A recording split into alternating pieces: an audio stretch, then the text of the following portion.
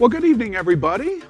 Good evening. Evening. Al. Hi. Sound very exciting. We're not. Welcome to Hollywood. I was going to say we're remote tonight at Queer News Tonight. We are in Hollywood. We're going to argue where the gayest place on planet Earth is. Is it Miami? Is it Hollywood? Is it Fort Lauderdale? Oh, it's definitely Hollywood. Everybody Yes. comes to Hollywood. That's right. We have exciting news about Hollywood tonight. We do. We do. We're here to talk about it, and Todd Delmay is with us, and he's running for House Seat 100, right? Yes. House Seat 100. We have lots of super interesting news to tell you, and we are getting ready to do it. Well, welcome to Queer News Tonight, the world's first and only LGBTQ plus daily evening news. It's time to queer up the news. It is 8 p.m. Wednesday, September 29th, 2021. Tonight, we are broadcasting live on location at Shway in downtown Hollywood, Florida, on Hollywood Boulevard. And we are literally out of the closet and into the headlines. So many of your important stories we're going to tell this evening on Queer News Tonight.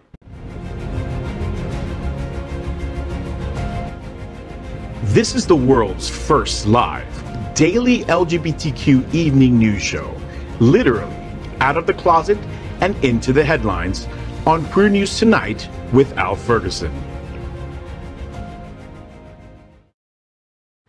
Thank you for joining Queer News Tonight, live from Schwa in Hollywood, Florida. This is the world's first and only unedited live LGBTQ plus evening news show. Whatever happens, you will see it. Queer News Tonight is supported by viewers like you.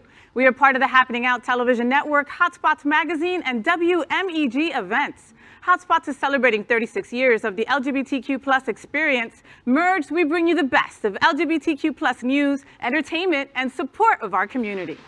This evening, we bring you the news of and a perspective representing the LGBTQ plus community from South Florida, America, and across our planet. I'm your anchor at Queer News Tonight, Al Ferguson. Let's first welcome anchor Todd Delmay. Todd is a husband and a dad and a businessman and an entrepreneur. And of course, he's an activist for civil rights. Todd and his husband were one of 6 plaintiff couples that sued for the right to marry in Florida and were the first to marry when the judge lifted her stay in 2015. Besides 25 years in the travel and hospitality industry, Todd is also president of the Hollywood LGBTQ plus Council, and the reason that we're here in Hollywood tonight. He is board chair of Pride Lines and serves on Hollywood's Sustainability Advisory Committee. Good evening, Todd. And I should also mention, Todd is now running for state representative for House Seat 100 and will be the first, because I say it's a fact that he's going to win, he will be the first LGBTQ plus parent ever elected to the Florida State Legislature. Good evening, and welcome to Hollywood. Let's welcome anchor Faye Watt. She is a radio and television personality and has a popular blog and YouTube channel aiming to unite the L and the G together. She's a hostess and MC for many South Florida events, an animal advocate, and owner of Faye's Fur Family, and is the anchor of the travel news show, happeningout.travel. Also, make sure to catch the Faye Watt Show Tuesdays at 7:30 p.m. Eastern. Good evening, Faye. Good evening, everyone, and I am ready to jump out of a cake for Todd's birthday today. Woohoo! So let's welcome our next anchor. She's Franchesca D'Amore. Franchesca has served on many nonprofit social service agency boards. Her vision is to extend education and support on behalf of the homeless, the arts, and the LGBTQ plus community. Francesca currently is a proud board member of Safe Schools South Florida and the Hollywood LGBTQ plus Council. In 2020, Franchesca was featured in the short film Open Dialogue, Stories from the LGBT Community, and is the subject of an ongoing documentary. Her own quote reads, quote, "I share my unique circumstances and experiences in life to educate others. If I can inspire even one person to boldly live their truth, my job is done," end quote. Let's welcome, good evening, Franchesca. Hi, good evening. I'm so happy to be here. Let's welcome anchor Jeff Oliverio. He is a founding member and treasurer of the Hollywood LGBTQ plus Council, a unique community civic organization designed to unite the LGBTQ plus community in Greater Hollywood. He is also a private financial advisor and the current co-chair for the National LGBTQ Plus Task Force 25th Anniversary Gala. Good evening, Jeff. Good evening. I'm very happy to be here. And yes, one more plug. On October 23rd is the 25th edition of the Task Force Gala. Tickets are still available, so please go to taskforcegala.org and get your tickets. We're really excited to come back to an in-person event this year. We are the reporters for Queer News Tonight, and this evening we begin with the queer headlines. The LGBTQ plus community in South Florida and across America is diverse. Our community across the world is vast, and here are the bullet points of the queer news for today, Wednesday, September 29th. Well, we begin by queering up South Florida. Now, remember we told you we were here in Hollywood? Here's why. Historic first announcement as Hollywood Pride comes to the gayest place on planet Earth. Queer News Tonight is proud to announce the inaugural My Hollywood Pride here in downtown Hollywood, Florida. Hosted by the Hollywood LGBTQ Plus Council, the event will take place on Saturday, January 22nd, 2022. This just proves yet again how South Florida really is the gayest place on planet Earth. You can follow #MyHollywoodPride for updates, and let's hear a little more about what is coming from Hollywood from our anchors, Todd Delmay and Jeff Oliverio, who are members of the Hollywood LGBTQ Council. Well, and Franchesca is too. So we actually have a council majority tonight. I was going to say, wait, Yeah. we have show in any direction we want now, right? Wilton Manors, Yes. and an overwhelming Hollywood voice. You are the cream. You are the cream in the council Oreo cookie. Exactly. No, but we're very excited. This really is the first opportunity for Hollywood to kind of step into the limelight in this way. Lots of other cities, north and south of us, get their attention. We think it's time Hollywood does too. Yeah, absolutely. And when we started the council, obviously one of the biggest questions we had from the beginning was, when are we going to have Pride in Hollywood? And we knew that had to be one of our ultimate goals to bring this here. And so this is going to be a labor of love for all of us, doing our first. And we look for anyone out there that wants to come on board and help us and volunteer and sponsor, because we're going to need your help to make this a fabulous event in January, the half birthday of Pride, we're calling it. Ooh, I like that. The Yeah. half birthday. You know that Hollywood was the first in South Florida to wave the progressive flag at City Hall. Yeah. So it's, Yeah. You know what's interesting to me? Of course, Stonewall Pride on Walton Drive, arguably the gayest place on planet Earth. And then, of course, Miami Beach Pride. But what's interesting is the growth that has happened. Of course, November 20th weekend is Pride Fort Lauderdale. We'll be broadcasting, Queer News Tonight will broadcast the parade live. But Hialeah and Hollywood get less attention in the LGBTQ community compared to the big northern cousins and the southern cousins. What's really interesting about Hollywood is it wasn't so long ago that Hollywood did not have a great LGBTQ rating as a city toward equality, the HRC national rating. The city has improved and improved and improved. The council's been around, what, 5 years? Yeah, actually from 2019. So when we first looked at the score, it was 49 that year out of 100, which wasn't great. But part of that was Now, in schools, that is a catastrophic failure. That is correct. But we looked at that and we thought, well, there's clearly room for improvement. Nobody had ever shone a light on it, so that was part of why the council started. We moved that score to a 70 the next year, an 83 the following year. And all I can say is in November, we hope to come back and report a very good improvement again. I think we will make room for you Yeah. at Queer News Tonight. And I Wink, was wink. happy to have Franchesca here today, because we've already secured some talent for the event. So I'd like her Really? to share at We least have- some we nice have, announcements. Karina Iglesias Oh. is going to be kicking off. I love the her. She's from The She Voice. is from The Voice. Yeah. We're going to have Jocelyn Rivera, who is also from The Voice. Oh, nice. And Joey Young is an up-and-coming non-binary performer. He's fantastic. So there's more to come. I'm so excited. Excellent. Yeah. Well, it's great news. January 22nd, 2022. Hollywood Pride. And make sure Downtown you, Hollywood. Exactly. Downtown Hollywood, make sure you follow it. Put it on your calendar now. Next, let's queer up gay culture. The Dinah was known as the biggest lesbian party in the world. After 30 years, here's what has happened. So the first Dinah was thrown in 1991 at the Palm Springs Art Museum. It was intended as a party for queer women who were attending the Dinah Shore Nabisco Classic Women's Golf Tournament. According to Mariah Hansen, the promoter who created the party, the first one was a disaster. Not enough security and too much alcohol. You can't give those lesbians a lot of alcohol. Anyway, that led to women dancing topless on the museum roof, Shocking.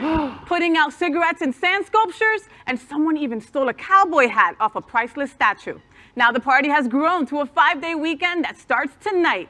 30 years later, it's still a wild time, but it has also grown to be an important community event. You've ever been to Dinah Shore? I have been to Dinah a lot of times. I have, like, let me see, 2 of my ex-wives I met there, actually. And that's why they're exes. All my exes.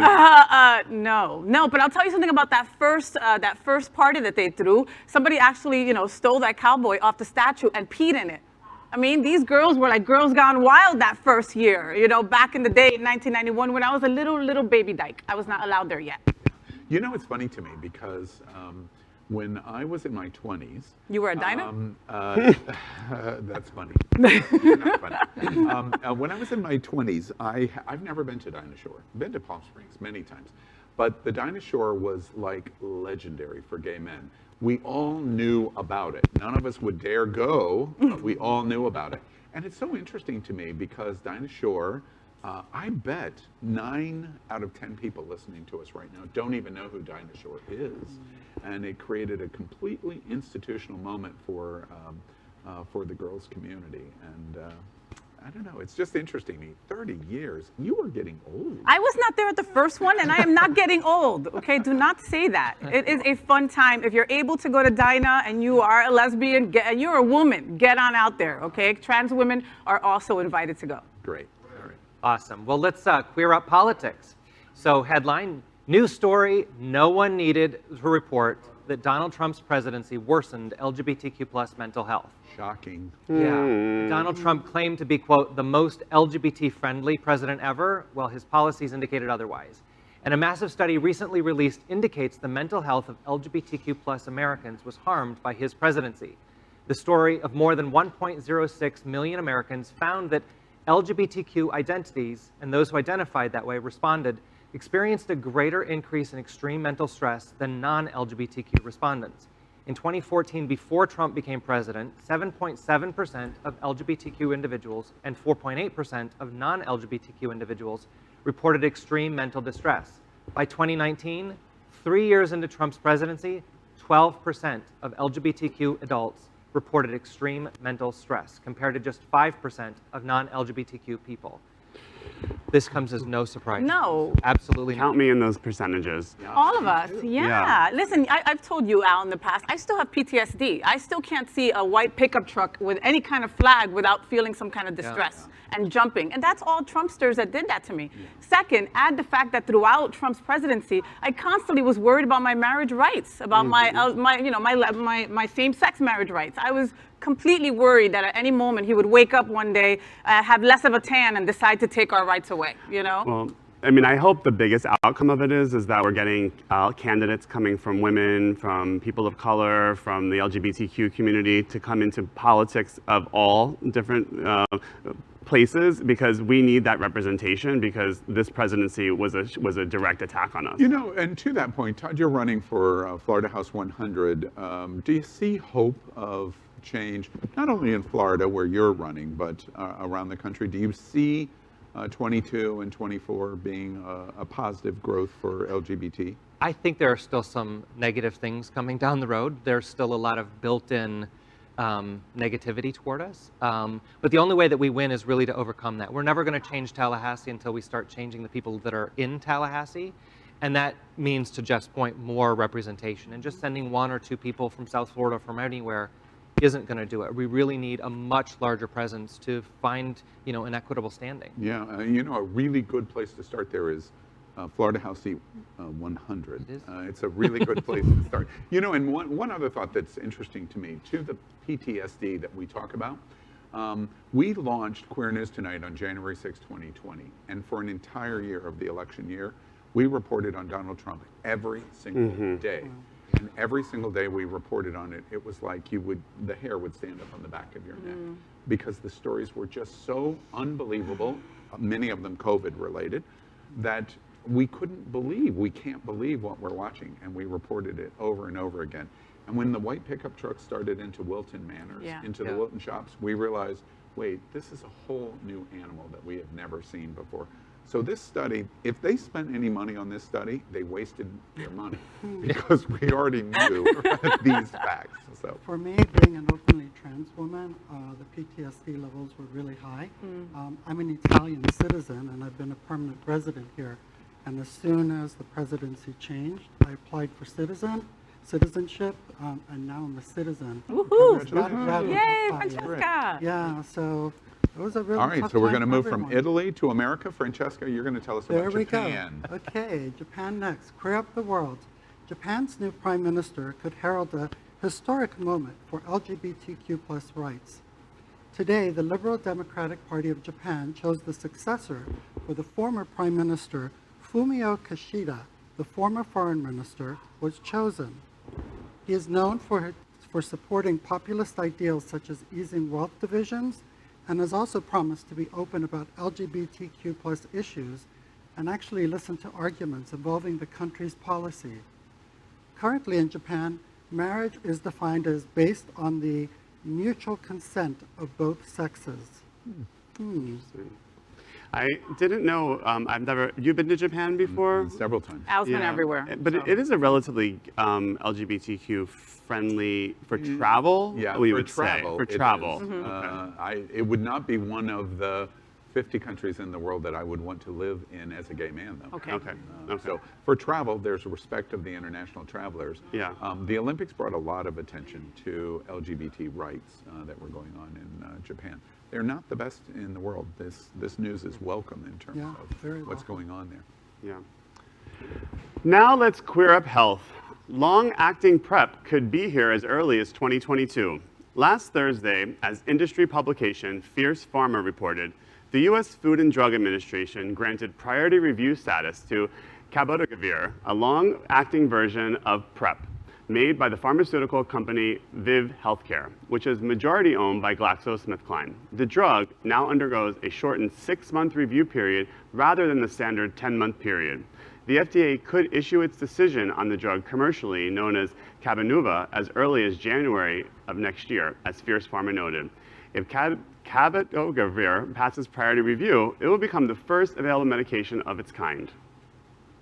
I love the Fierce Pharma. Can we say that? I love that publication is like, it's not just pharma, it's Fierce Pharma. Right. Yeah. Let's start there. Second of all, we spoke to Latino Salud, remember a couple months ago about this being a possibility soon, and the fact that this could be sooner than they even expected is fantastic. Now, why some of our folks, some of our LGBTQ plus folks can't remember to take a pill every single day is a whole other story, but this will allow them to get one shot in their butt once a month, and that's it, which is fantastic. Yeah. And or pill, even more. The 3-month pill coming. Yeah, exciting news. Yeah. Well, that is our queer headlines for today. So let's catch up on the LGBTQ plus news surrounding COVID-19 with our special segment called Quarantine Quickies. Queer News Tonight has reported on coronavirus on every news broadcast since January 6th, 2020. Tonight we report that as of today, more than 3,083,000 LGBTQ plus Americans have contracted COVID-19. Queer News Tonight remembers the more than 49,000 LGBTQ plus Americans that have died from coronavirus. But the news is improving because as of today, more than 391 million vaccination doses have been administered in the United States. That is our pandemic news for tonight. Next, we report on our partnership with Sunshine Cathedral, the world's largest queer church here in Fort Lauderdale, or over there in Fort Lauderdale. We are on location tonight, but our permanent set is located at Sunshine in supporting that partnership.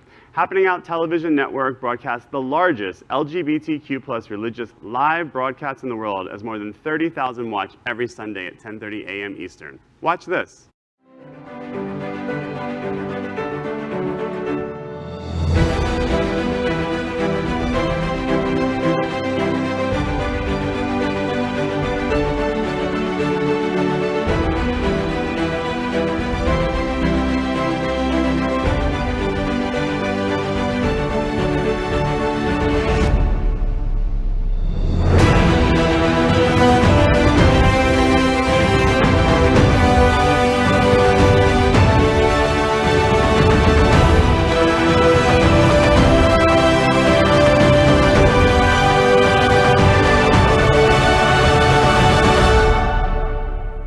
My name is Jasmine Price Lords, Florida Mother of the House of Lords, and Sunshine Cathedral is my queer church. Well, we finished tonight's queer news headlines with what we call a segment, LGBTQ plus Flash News. In LGBTQ plus Flash News, Michelle Visage remembers what RuPaul said to her about self-image. In an emotional episode of Facebook Watch's popular talk series Red Table Talk, the longtime drag race judge and RuPaul's best friend sits down with host Willa Smith, Jada Pinkett Smith, and Adrienne Banfield Norris, who talk about the rising trend of BBLs, aka Brazilian butt lips, and the effect societal pressures have on women's self-image and self-esteem, and their decision to undergo pricey, oftentimes dangerous, plastic surgery procedures. In the episode, Visage even recalls the wise words Mama Ru told her about the way in which he wished Visage saw herself, saying, quote, "It was RuPaul who said, 'I wish I could see yourself through my eyes. I wish you could see yourself through God's eyes,'" end quote. Image. And image is really tough for women. It's something I've watched over and over. Al, why don't you talk to me sweet like that, like Michelle talks to RuPaul, or like RuPaul talks to Michelle? If you could only see yourself through my eyes, through God's eyes, why don't you? I mean, I'll tell you after the show. I mean, RuPaul lives by it. If you can't love yourself, how the hell are you going to love anybody else? So, I mean, those are words to live by. Absolutely, and his advice was really great advice because as a woman living in the world of competitive women objectification, it's really tough because you really want to do more, look better, you're aging. I think it's more important to go within. I wish we could focus more on going within than without. I just love that we have good role models that will speak to other people in that way. Yeah, It's absolutely. really powerful. LGBTQ plus Flash News. DoorDash delivery man arrested for writing anti-gay slurs on gay couple's sandwich order. A DoorDash delivery man in Massachusetts was arrested on criminal harassment charges last week, allegedly writing homophobic slurs on a gay couple's order. Matthew Butchard, 27, of East Sandwich, we're not kidding, that's the name of the city, is alleged to have drawn a penis and the couple's names followed by the words "gay fags" on a Subway sandwich order. Butchard's actions were allegedly recorded on a Snapchat video that showed him writing on the sandwich as he dropped it off in the driveway of the couple's East Sandwich home, according to court documents. Colin Brady, 25, of Sandwich, was a participant in the incident but has not been charged, reports The Enterprise, a Cape Cod newspaper. Police spoke with the couple and their 20-year-old son, who said this is not the first time that Butchard has harassed their family. The son told police he believes Butchard has targeted their family because of his father's same-sex relationship. A warrant was issued for Butchard's arrest, charging him with criminal harassment, property damage to intimidate, and civil rights violation courts. Of those charges, criminal harassment would carry the longest possible sentence of 30 months. A spokesperson for DoorDash was not immediately available for comment. He lives in Sandwich, Massachusetts. There's too many things that I can add to that, so I'm just going to leave that right there. Right? I mean, I just have one question. Was it a 6-inch or a foot long? Oh,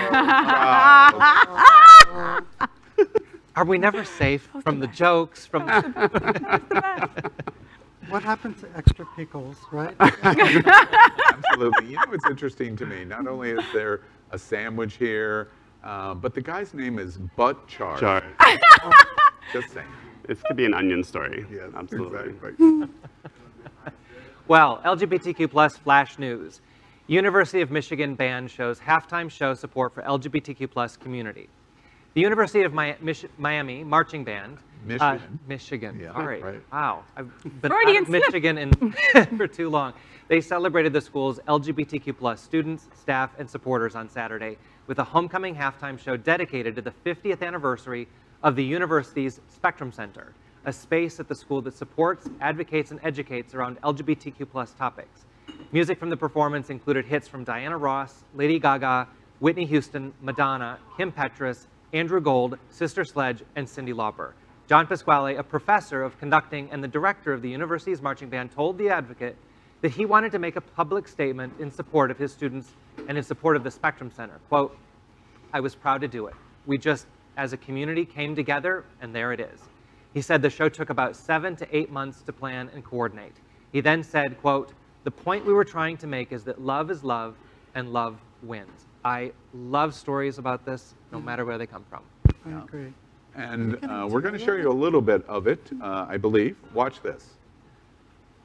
Today, the Michigan Marching Band and Alumni Band celebrate the 50th anniversary of the university's Spectrum Center, a collaborative space of advocacy, allyhood, education, and support for the LGBTQ plus campus community, beginning with a medley of "I'm Coming Out" and "Born This Way."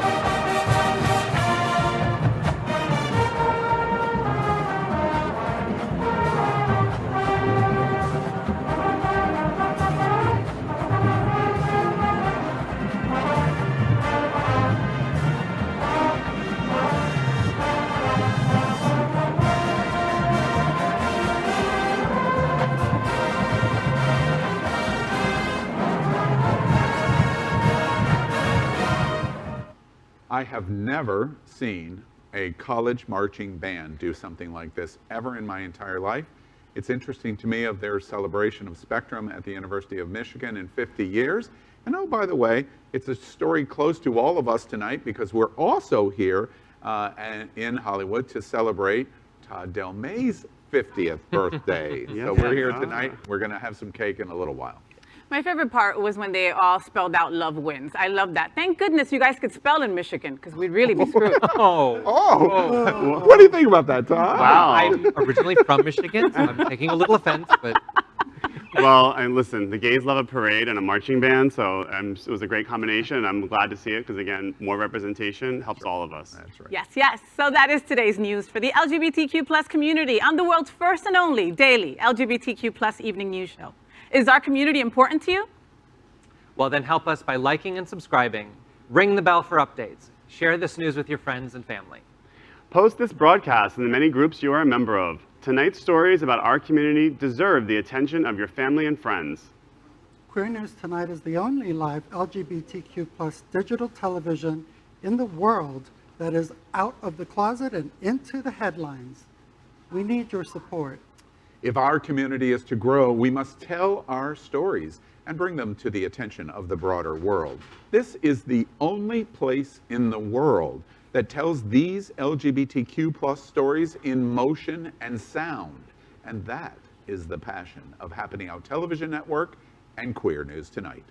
I'm Al Ferguson, and on behalf of these LGBTQ plus reporters, the anchors of Queer News Tonight, including Faye Watt, Todd Delmay, Jeff Oliverio, and Franchesca D'Amore.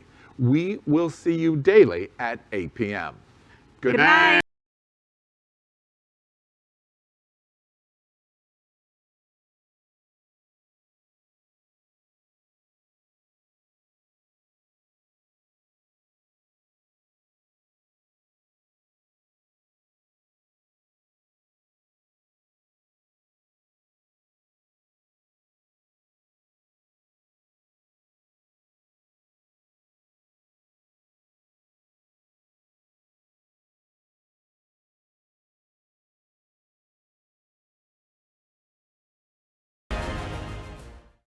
LGBTQ plus news is vital for our community and for the broader world as a whole. We have enough enemies at Fox News. Tucker, Sean, and Laura are loud. We need passionate allies. Happening Out Television Network, Queer News Tonight, and It's Happening Out are literally out of the closet and into the headlines. Our community needs your support. Like this broadcast and subscribe now to ensure the growth of the entire